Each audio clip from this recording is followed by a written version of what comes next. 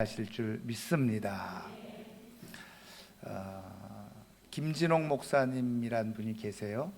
아시는 분들 잘 아시겠지만 또 우리 한국 또 기독교 역사 속에서 또 큰 흔적을 남긴 분 중에 한 분인데, 물론 아직도 생존해 계시고 목회 일선에서 은퇴하셨지만 또 두레수도원이라고 하는 것을 또 운영하고 계시면서 또 많은 일을 하고 계시는데, 이 김진홍 목사님이 특별히 땅에 대해서 많은 관심을 가지고 계세요. 투기에 관심이 있다는 게 아니라 이 땅을 하나님이 주신 것인데 이것을 잘 운영하는 나라가 하나님의 복을 받는다. 농업이 잘 돼야지 부강한 나라가 될 수 있다. 이런 지론을 가지고 계시는 분인데, 그래서 땅에 대한 또 농업에 대한 많은 책을 읽으셨나 봐요. 그래서 그분이 쓰신 글을 제가 이렇게 보니까 아주 의미 있는 그런 글이 있어서 이 시간 함께 나누어 보고 싶은데, 예전에도 제가 한번 말씀드린 기억이 있는 것 같은데, 이 땅이 얼마나 비옥하냐에 따라서 당연히 수확이 다르다는 겁니다. 그래서 이 땅의 비옥도를 측정하는 것을 바로 휴머스라고 얘기하는데, 근데 휴머스 지수가 높으면 땅이 좋은 땅이고, 그것이 낮으면 땅이 아주 형편없는 땅이라는 거죠. 그래서 그 김진홍 목사님의 이야기인지는 모르겠지만, 그 에덴 동산의 그 휴머스 지수가 한 20이 넘지 않았을까, 이렇게 얘기를 하시더라고요. 그러면서 우리가 이렇게 산이나 들판이나 이렇게 퇴비, 거름, 그 다음에 비료 이런 것을 주지 않아도 그 안에서 자체적으로 나무가 잘 자라고 식물들이 막 잘 자라는 것은 보통 그 정도면은 휴머스 지수가 한 10 정도 된다는 겁니다. 10. 그러니까는 거름, 퇴비, 비료 이런 것을 주지 않아도 자생적으로 거기서 나무와 식물들이 열매를 맺고 결실을 맺을 수 있을 정도로 자라난 땅, 그게 한 10 정도 된다는 거예요. 근데 그 비옥도를 결정하는 중요한 요소가 있는데, 그게 뭐냐? 미생물이다. 흙 속에 있는 미생물이 얼마나 많으냐에 따라서 그 땅의 비옥도가 결정되어진다는 거죠. 그러니까 땅을 많이 사용하면 사용할수록 미생물의 수가 점점 종류와 숫자가 작아지는 거예요. 땅의 힘을 잃어가는 거죠. 이분의 얘기에 의하면 미국의 땅들은 대부분 이 휴머스 지수가 한 8 정도 된다는 겁니다. 8. 그리고 일본의 땅들은 휴머스 지수가 5 정도 되고, 우리 대한민국의 땅들은 휴머스 지수가 3 정도 되고요. 중국 땅은 2 정도, 2 이하로 떨어지고, 북한 땅은 휴머스 지수를 측정할 수 없을 정도로 제로에 가까운, 아니 거의 측정되지 않는 황폐한 땅이 바로 북한 땅이라는 거죠. 북한 땅이 왜 이렇게 황폐되어졌느냐? 그런 이유에는 그 집단 농장을 운영하고 있는데, 그러니까 거기에다가 거름 주고 퇴비 주고 비료 주고 이런 것들을 할 이유를 찾지 못한다는 겁니다. 그냥 거기서 어떻게든지 수확만 얻으면 된다라고 생각을 하기 때문에 땅을 돌보지 않는다는 거죠. 그래서 나름대로 최상의 농사꾼은 이렇게 농한기 쉬는 때에 열심히 땅의 휴머스 지수를 높이기 위해서 거름과 퇴비 이런 것을 많이 주어서 봄에 이 땅을 통해서 많은 수확을 얻도록 그렇게 애를 쓴다는 거예요. 그래서 똑같은 평수죠. 3.3 평방미터 한 평인데, 거기에다가 똑같은 씨앗을 심었을 경우에 미국에서는 약 30kg 정도의 결실을 얻어낸다는 겁니다. 일본 땅에서는 18kg 정도 얻어내고, 한국 땅에서는 몇 킬로 정도 얻어내느냐?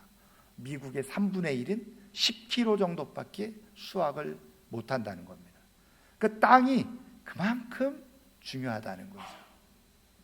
제가 그 글을 이렇게 읽으면서 이런 생각을 해보게 되어졌어요. 예수님도 땅에 관심이 많아서 땅에 대한 비유의 말씀을 해주신 것이 딱 떠올랐는데, 여러분 신앙적으로도 마찬가지입니다. 농사를 짓는 것도 마찬가지지만 우리가 신앙적으로 영적으로 또 우리의 삶도 마찬가지라는 거죠. 그래서 우리의 신앙이 좋은 결실을 이렇게 얻고자 할 때 중요한 건 뭐냐? 씨앗도 중요하지만 당연히 그 씨앗을 받아들이는 우리의 마음과 영혼의 상태도 굉장히 중요하다는 거죠. 그래서 예수님께서 마태복음, 마가복음, 누가복음에 걸쳐서 씨 뿌리는 비유의 말씀을 해주셨죠. 근데 농부가 가서 씨를 뿌리는데 그 씨앗이 덜어는 길가에 떨어지고, 덜어는 돌밭에 떨어지고, 덜어는 가시나무 떨기가 있는 그 밭에 떨어지고, 그리고 덜어는 좋은 밭에 떨어진다는 거예요. 그런데 길가에 떨어진 씨앗이나 그 다음에 돌짝밭에 떨어진 씨앗이나 가시나무 떨기밭에 떨어진 씨앗은 열매와 결실이 없다는 거죠. 그러나 좋은 밭에 떨어진 것은 30배, 60배, 100배의 결실이 있다는 겁니다. 그러면 씨는 하나님의 말씀을 말씀하는 거고, 밭은 말씀드린 것처럼 우리의 마음, 우리의 영혼의 상태를 말씀하고 있는 거죠. 똑같이 하나님의 말씀을 받는데 우리의 마음 밭과 영혼의 상태에 따라서 결과와 결실이 달라진다는 거예요. 여러분, 우리 하나님은 우리를 하나님의 사람들로 부르시고 세우셨을 때 당연히 우리의 인생을 통해서 30배, 60배, 100배의 그런 결실과 결과가 있는 그런 삶을 살아내기를 하나님은 원하시고, 그렇게 열매 맺게 해주시기를 원하시는 것이 바로 우리 하나님의 마음인 줄 믿습니다. 그런데 왜 이런 차이가 있느냐? 그러면서 예수님께서 도대체 좋은 밭은 뭐냐? 좋은 땅은 뭐냐? 누가복음 8장 15절에 좋은 땅은 이러하다 그러면서 말씀해 주고 계시는데, 좋은 땅이라고 하는 것은 착하고 좋은 마음으로 말씀을 듣고, 착하고 좋은 마음, 그러니까는 긍정적인 마음이죠. 선한 마음. 하나님 내게 말씀해 주세요. 내가 순종하겠습니다. 이런 마음으로 하나님의 말씀을 듣는다는 겁니다. 그리고 어떻게 해요?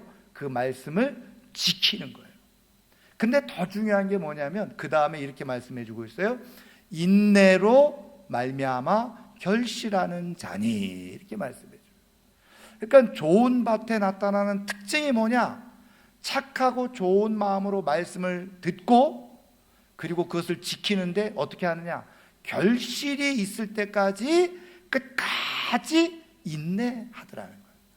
그러니까 좋은 밭의 특징, 좋은 땅의 특징은 뭐냐? 우리의 결실을 맺을 만한 좋은 마음의 밭, 영혼의 밭은 무엇이 필요하느냐? 착하고 좋은 마음으로 말씀을 듣는 거예요. 그리고 그 말씀을 지켜요.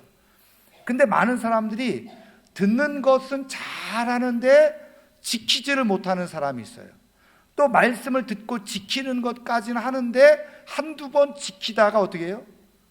지속하지를 못한다는 거예요. 인내하지를 못한다는 거예요. 그러다 보니까 어떻게 해요? 하나님께서 주시고자 하는 30배, 60배, 100배의 열매와 결실을 얻지 못하게 되더라는 거예요. 우리의 좋은 마음밭의 특징이 뭐냐? 인내하라는 거예요. 참고 견디는 인내. 여러분, 2020년을 시작하면서 우리는 다 나름대로 크고 작은 소망과 기대, 그리고 목표와 목적을 아마 정하셨을 것이라고 저는 믿어요. 올 한 해 나는 무슨 일이 있어도 나는 주일을 거르지 않고, 나는 주일 예배 한 번도 빠지지 않고 드리리라. 어떤 분은 내가 1년 365일 새벽 기도회를 빠지지 않으리라, 뭐 등등 이런 신앙적인 목적부터 시작해서 내 삶의 여러 가지 목표와 목적을 정했을 거예요.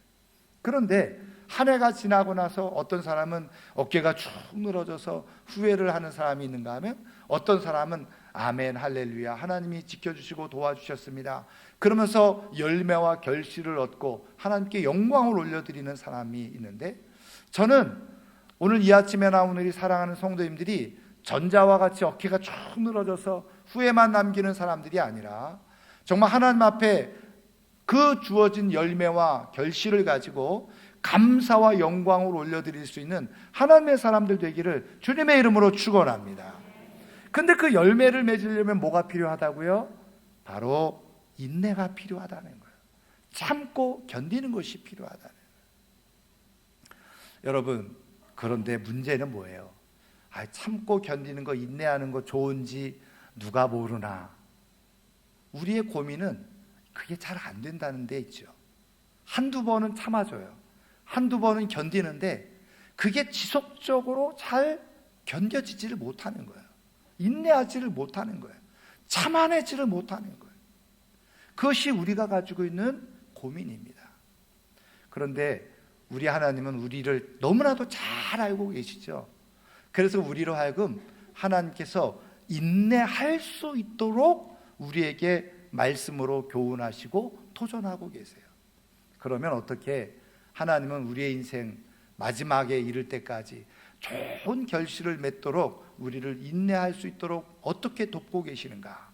오늘 우리가 읽은 말씀 속에서 찾아볼 수 있는데요, 오늘 우리가 읽은 말씀, 우리가 세 번째 이 말씀을 가지고 함께 나누고 있는데, 모세가 드린 기도라고 했죠. 자기에게 주어진 인생을 돌아보면서 그 인생을 깊이 생각하면서 드린 기도라고 했습니다. 근데 오늘 기도의 내용은 뭐예요? 우리 15절 말씀을 한번 같이 읽어볼까요? 우리를 괴롭게 하신 날수대로와 우리가 화를 당한 연수대로 우리를 기쁘게 하소서. 아멘. 여러분, 모세가 드린 기도가 어떤 기도였습니까? 하나님, 우리가 이 괴로운 시간들을 보낸 날수, 우리가 화를 당했어요. 어려움을 당하고 고통을 당했던 우리의 연수, 그만큼을 다 환산을 해서 우리를 기쁨의 날들로 우리를 채워 주옵소서. 그렇게 기도하는 거예요. 여러분, 이거는 단순히 모세의 기도지만 제가 끊임없이 말씀드린 것처럼 하나님의 영감을 얻어서 이렇게 기도하게 하시고 말씀하게 하신 것은 하나님이신데, 여기에 중요한 하나님의 마음이 담겨져 있다는 거죠. 하나님의 뜻이 담겨져 있고, 이것을 이렇게 기도하게 하신 하나님께서 무엇인가 모세에게 교훈해 주시고, 또 이 말씀을 보고 듣는 모든 오는 세대 속에서 인생을 어떻게 살아가야지 좋은 열매 맺는 인생으로 살아갈 수 있는지를 우리에게 가르쳐 주고 계시다는 거예요. 그렇다면 지금 여기서 하나님은 어떤 하나님이세요? 우리의 괴롭게 하신 날수대로, 그리고 우리가 화를 당한 연수대로 우리를 기쁘고 즐겁게 하소서. 여러분, 여기에서 하나님이 말씀하시려고 하는 메시지가 있는데, 하나님은 어떤 하나님이시냐?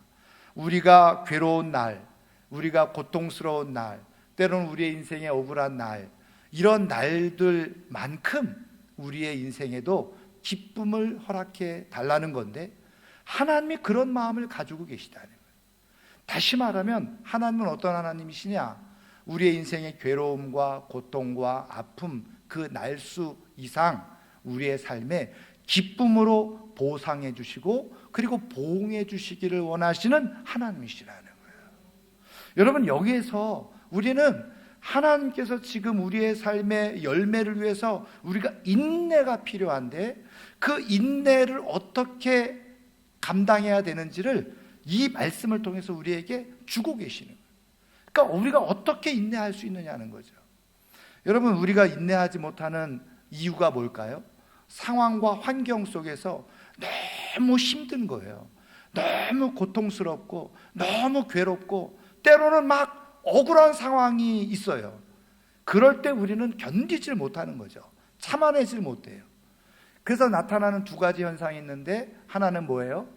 내 마음속에 있는 이 억울한 감정들, 고통스럽고 힘든 것, 억누를 수가 없어서 그거를 폭발시키죠. 그래서 사랑하는 가족들에게 쏟아부어요.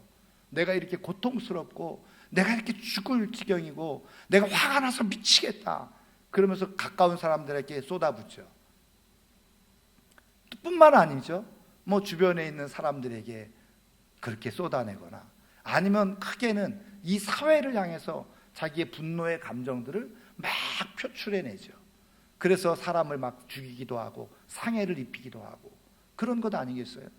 그 감정을 다스리지 못하는 거예요. 여러분, 이런 사람들의 중요한 특징 중에 하나는 뭐냐면, 그렇게 하고 나면 열이면 열, 백이면 백, 대부분 후회를 하더라는 거예요. 내가 그때 왜 그랬지?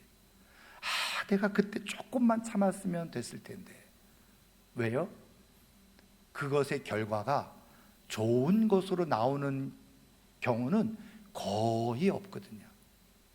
내 감정과 기분을, 내 생각을 막 그냥 표출해내서 그래서 좋은 결과가 주어지면 그나마 괜찮은데, 그렇지 않은 상황들이 훨씬 더 많다는 거예요.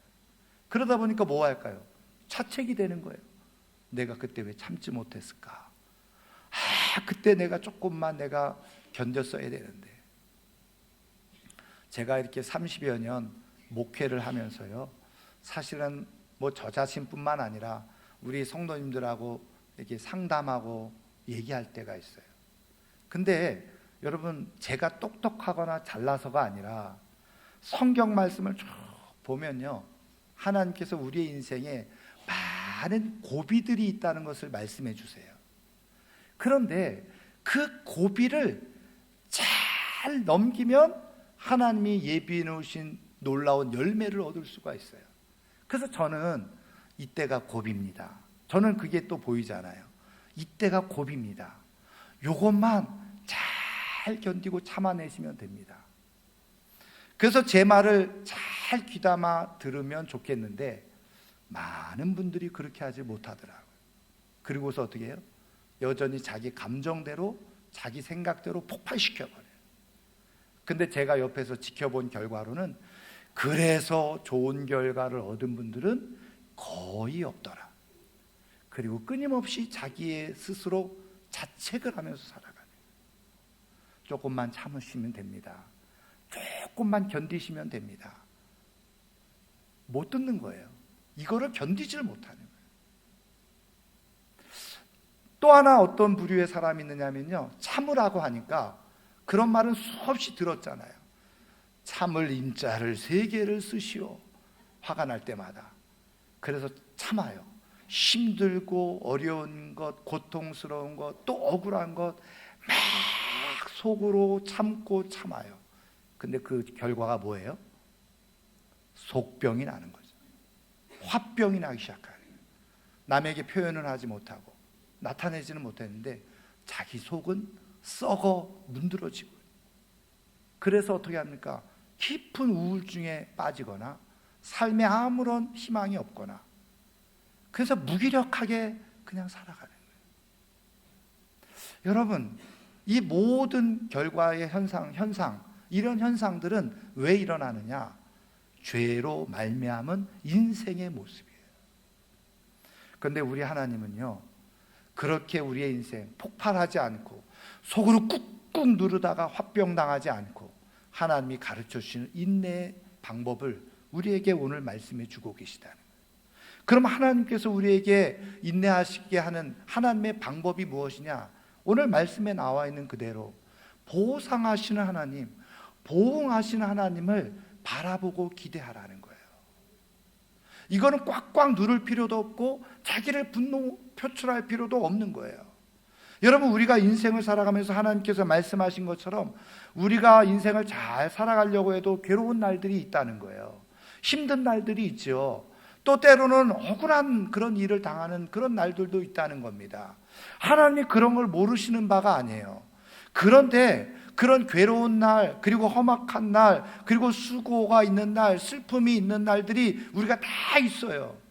그런데 그런 날들을 우리 하나님은 어떤 마음을 가지고 계시느냐? 섭리하실 때 그것을 다 바꿔서 어떻게 해요? 기쁨의 날로 바꾸시는 분이 하나님이시라는 거예요.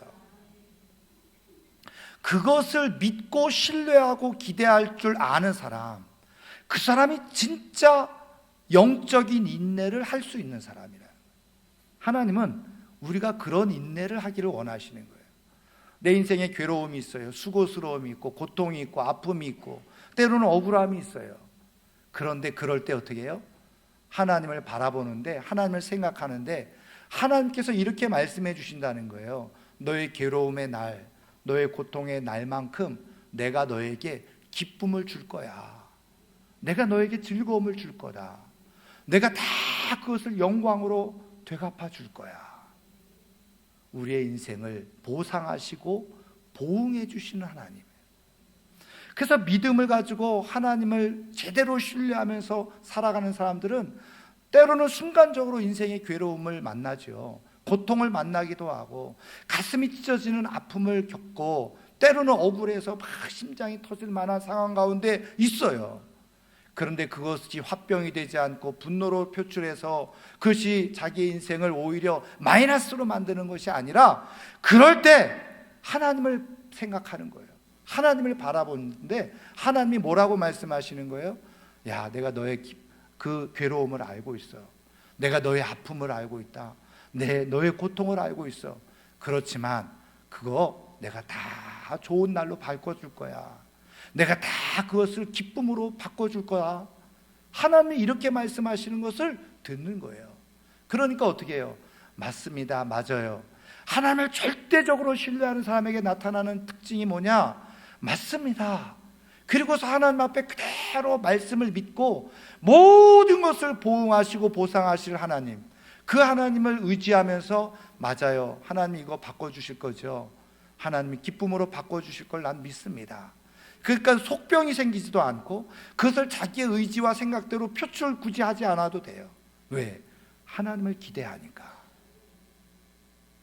여러분, 그래서 영적으로 진짜 인내를 하는 사람들은요, 여유가 있는 거예요. 왜? 이거 하나님이 바꿔주실 거야.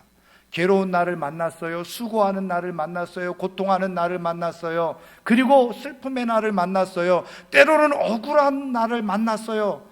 그런데 그것으로 내가 속병 생기지 않고 분노 표출하지 않고 그것을 잘 승화시킬 수 있는 비밀은 말씀드린 것처럼 그 순간에 하나님이 갚아주실 것을 기대하고 바라보면서, 하나님을 바라보면요, 내 안에 있던 이러한 억울하고 힘들고 수고스러웠던 것들이 다 녹아지면서 마음에 여유가 생기고 미소가 생기고 다시 힘이 생기고, 그래야 하나님이 바꿔주시는데 뭐 하나님이 바꿔주실 거야.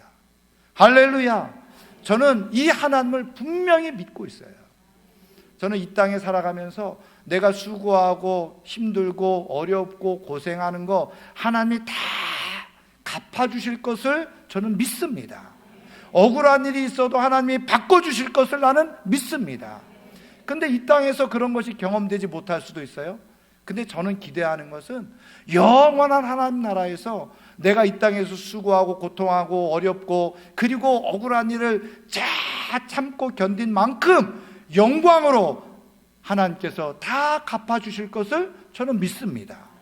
저는 제가 하나님을 정말 신뢰하고 믿는 것 중에 하나는요, 내가 오늘의 고생과 내가 오늘의 아픔과 내가 오늘의 슬픔과 내가 오늘의 억울함을 내가 조금만 참아내면, 저는 제가 믿는 하나님은 성경 말씀대로 제 자녀들에게 좋은 날로 다 갚아주실 것을 저는 확신하고 있어요. 그래서 저는 오늘의 아픔을 견디고, 저는 오늘의 수고를 견디고, 내가 오늘의 괴로움을 견디고, 그리고 오늘의 억울함을 내가 견딜 수 있는 거예요. 왜? 하나님은 보상해 주시는 하나님이시니까. 세상은 불공정하죠. 뭐 정부가 아무리 공정 외쳐도 절대로 이 세상은 공정하지 못해요. 그러나 우리 하나님은 공정하신 하나님, 공의로운 하나님이세요. 우리가 괴롭고 고통스럽고 수고했던 것 외면하지 않으시고요, 반드시 어떤 모양으로든지 보상해 주시는 분이 하나님이세요. 기쁨으로 보상해 주시고 즐거움으로 보상해 주시는 거예요. 그것이 내 인생에 주어질 수도 있고 내 인생에 주어지지 않으면 저는 확신컨대 우리 자녀들에게 그 보상이 그대로 넘겨질 것이라고 믿고 있고요. 그리고 더 나아가서는 제가 하나님 앞에 섰을 때 하나님의 영광 중에 하나님께서 다 그것을 저에게 보상해 주실 것이라고 저는 믿습니다. 그래서 저는 오늘을 견디고 오늘의 수고를 참아내고 오늘의 고통과 아픔을 저는 견디고 있는 거죠. 사랑하는 성도 여러분, 하나님이 우리에게 인내를 가르치는 방법은요, 그것을 세상은 자꾸 표출하라고 그러죠.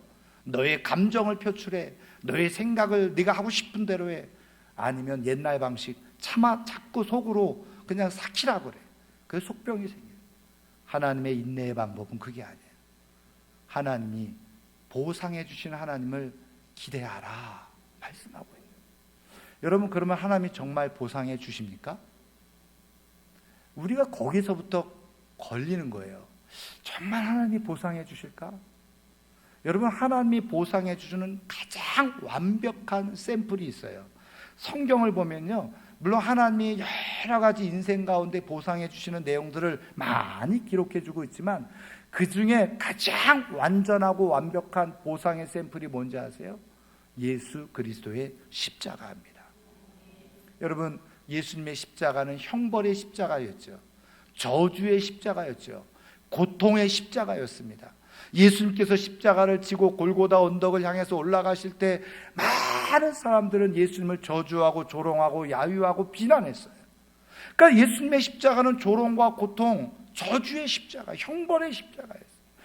아무도 지고 싶어 하지 않고 질 수도 없는 그런 십자가였어요. 그런데 여러분, 예수님이 그 십자가에서 죽으셨어요. 그러면 끝내 저주로 끝난 것이겠죠. 그런데 여러분, 우리가 잘 아는 것처럼 그 예수님의 십자가의 죽음으로 끝났습니까? 예수님이 십자가에 죽으셨을 때 많은 사람들은 이제 저주가 끝났다, 이제는 죽었다, 망했다, 다 그렇게 생각할 즈음에 우리가 너무나도 잘 알고 있는 사실, 그 죽음을 깨뜨리시고 하나님은 3일 만에 예수님을 부활시키시죠. 그래, 부활하신 거예요. 죽음을 이기시고 부활하셨어요. 그리고 나서 그 예수님을 향해서 성경은 뭐라고 표현해주고 있습니까?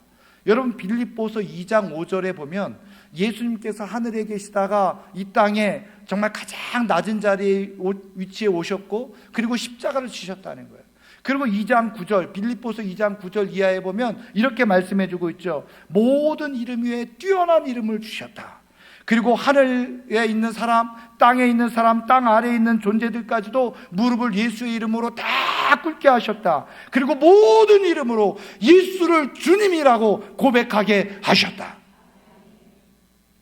예수님이 그 십자가를 그렇게 조롱과 저주 속에서 묵묵히 끝까지 인내하면서 참아내면서 지켜내실 수 있었던 이유 중에 하나가 뭘까요? 하나님 아버지는 보상하시는 하나님, 하나님 아버지는 이것을 다 역전시켜서 기쁨으로 되갚아 주실 수 있는 하나님, 그 하나님이 아버지시라는 거예요. 예수님은 그것을 신뢰했던 거죠. 그래서 끝까지, 마지막 어느 순간까지요, 죽음의 순간까지도 십자가를 놓지 아니하시고 십자가에 머물러 계셨던 거예요. 하나님 아버지는 이것을 통해서 보상해 주실 거야, 보응해 주실 거야, 좋은 것으로 보응해 주실 것이라는 확신을 예수님이 가지고 계셨던 거죠. 사랑하는 성도 여러분, 기억하세요. 그래서 오늘 우리가 예수 그리스도를 구주로 믿게 되어질 때요, 예수님의 영을 통해서 우리에게도 동일한 은혜를 베풀어 주고 계시는데, 여러분, 십자가가, 예수님이 지신 십자가가 더 이상 저주의 십자가가 아니었다는, 고통의 십자가가 아니었다는 거죠. 거기에는 하나님의 영광이 드러나는 십자가였다는 거예요. 여러분, 그래서 예수님의 영이 우리 가운데 있는 사람들은요, 말씀드린 것처럼 분노로 폭발하지 아니하고, 그 다음에 속으로 사귀다가 속병 들지 아니하고, 아, 하나님이 좋은 날 주실 거야, 아, 좋은 것, 이것을 분명히 이 날을 다 상환을 해서 하나님은 내 자녀에게 좋은 것으로 채워주실 거야, 아니면 영광 중에 하나님은 나에게 반드시 좋은 것으로 주시지, 나는 그것을 믿어. 그러면서 어떻게 해요? 그날의 괴로움과 그 순간의 아픔을 묵묵히 참아내는 거죠. 견뎌내는 거예요. 저는 오늘 예수 그리스도의 영이 우리 가운데 임함으로 말미암아서 하나님이 주시는 이 인내의 방법을 통해서 내가 때로는 수고하고 괴롭고 힘든 억울한 인생의 여정을 살아가는 가운데서 그 예수님의 십자가를 바라보고 그리고 그 하나님의 보응하신 하나님의 은혜를 기대하면서 넉넉히 참아냄으로 말미암아서 하나님께서 우리에게 주시고자 하는 30배, 60배, 100배의 풍성한 결실을 얻을 수 있는 하나님의 사람들 되기를 주님의 이름으로 축원합니다. 여러분, 이러한 그 모습을 잘 깊이 깨달았던 한 사람이 있어요. 누구냐면 바로 여러분들에게 소개해주고 싶은 분이 윤동주라고 하는 시인입니다. 잘 알고 계실 거예요. 기독교인이자 민족주의자죠. 많은 시를 일제시대 때 남겼습니다. 근데 그 윤동주 시인이 남긴 시 중에 십자가라고 하는 시가 있어요.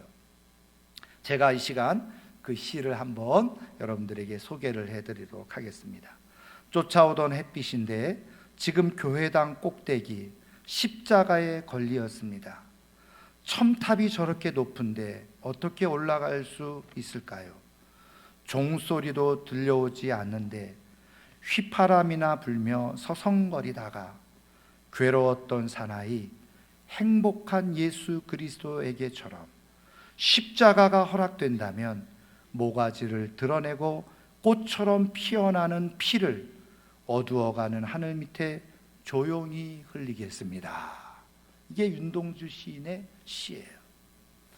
여러분, 윤동주는 자기 자신을 괴로운 사나이 이렇게 표현했어요. 괴로웠던 사나이.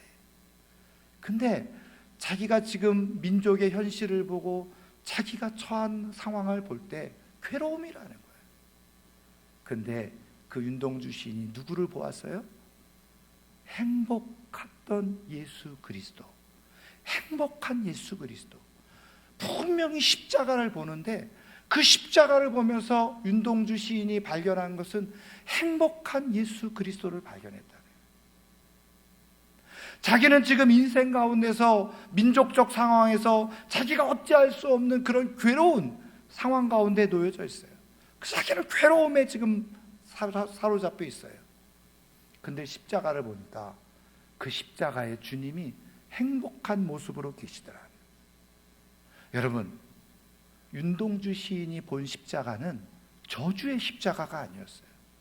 윤동주 시인이 본 십자가는 고통의 형벌의 십자가 아니라 행복한 십자가였던 거예요. 거기에 십자가에 달리시면서 행복하셨던 예수 그리스도. 그래서 뭐라고 고백을 합니까? 그래서 내게도 그런 십자가가 허락되어진다고 한다면 내가 피를 다 쏟아내어서 어두워가는 그 하늘 밑에 내가 조용히 내 피를 다 흘리겠습니다. 그 행복한 십자가를 바라보면서 내게 주어진 괴로움은 더 이상 괴로움이 아니고 내가 똑같은 상황 가운데 처해 있다면 나도 다 피를 쏟아 부어서 오히려 이 고통에 참여하겠습니다. 이 괴로움에 나는 참여하겠습니다. 왜? 그것이 결국은 내 인생을 가장 영화롭게 하고 기쁘게 하고 영광스럽게 할 것이라는 것을 십자가를 통해서 이 윤동주 시인이 발견한 거예요. 예수님의 십자가가 행복한 십자가인 것을 볼 수 있는 사람만이 내 인생의 괴로움의 날들과 수고의 날들과 고통과 아픔의 날들을 잘 은혜롭게 견뎌낼 수가 있어요. 인내할 수가 있어요. 저는 올 한 해 새롭게 시작하면서 저는 분명히 인생의 날들 속에 수고하는 날이 있고 괴로운 날들이 있을 수도 있고 힘든 날들이 있을 수 있고 그리고 때로는 억울한 날들이 분명히 있을 줄 압니다. 그럴 때 여러분, 첨탑 위에 세워진 십자가, 그리고 그 속에서 행복한 십자가, 그 속에서 고통스러운 가운데 계셨지만 하나님께서 보응해 주시고 부활로 보응해 주실 것을 기대하면서 십자가에 달리신 예수 그리스도를 바라보면서 나의 날도 저런 부활의 날들이 있을 거야. 기쁨의 날들이 있을 거야.